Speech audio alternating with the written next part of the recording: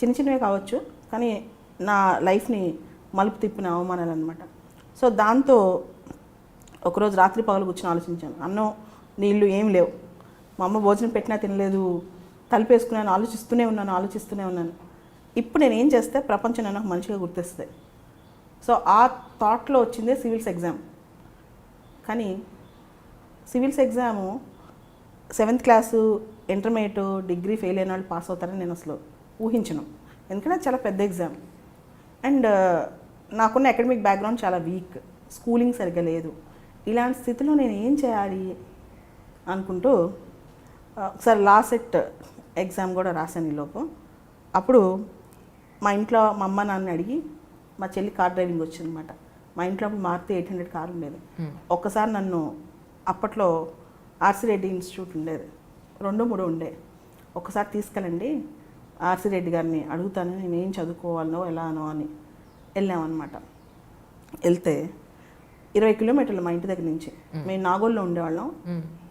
Institute Ashok Nagar cross roads అండి. వెళ్తే ఆయన అపాయింట్మెంట్ ఇచ్చారు. ఆయన అడిగారు నా బ్యాక్గ్రౌండ్ మొత్తం.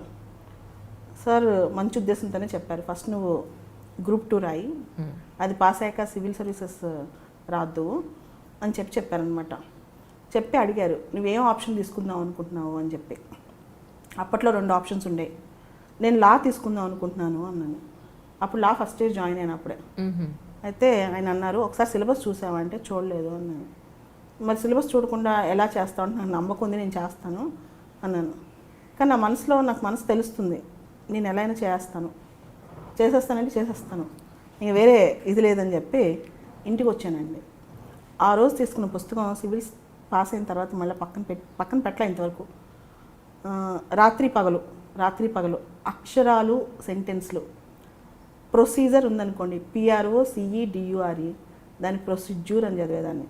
సో అలా ప్రతిదీ మార్చుకుని, మొత్తం నా పందా మార్చుకుని, సెంటెన్స్లు, పుస్తకాలు రాసుకుంటూ, అదొక లోకం అండి. నా మొహం అద్దంలో చూసుకున్నాను లేదో నాకు గుర్తు కూడా లేదు.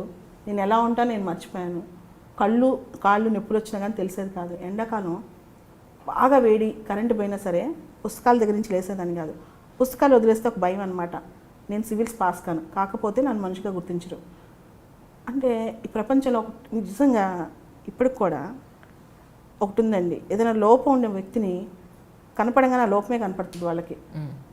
లోపం అనేది ఒక యాక్సిడెంట్, వాళ్ళకి ఏ లోపమని ఉండొచ్చు. తప్పు చేసిన వాళ్ళని శిక్షించు, తప్పు చేయకుండా కళ్ళు లేకనో కాళ్ళు లేకనో ఇలా పుట్టేవాళ్ళని ప్రపంచం ఏం చేస్తుందంటే అదొక సింబాలిజం లాగా వాళ్ళని అలా చూస్తూ ఉండిపోద్ది.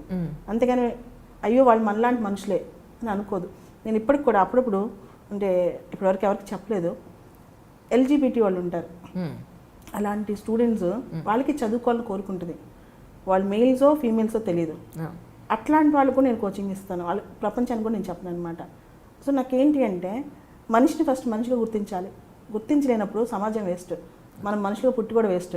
ఇప్పుడు ఒక కాకి చనిపోయింది అనుకోండి, 100 కాకులు వచ్చి గట్టిగా అరిచి ఏడుస్తాయి, కానీ ఒక మనిషి కష్టం వస్తే మనుషులే వచ్చి పొడుస్తారనమాట.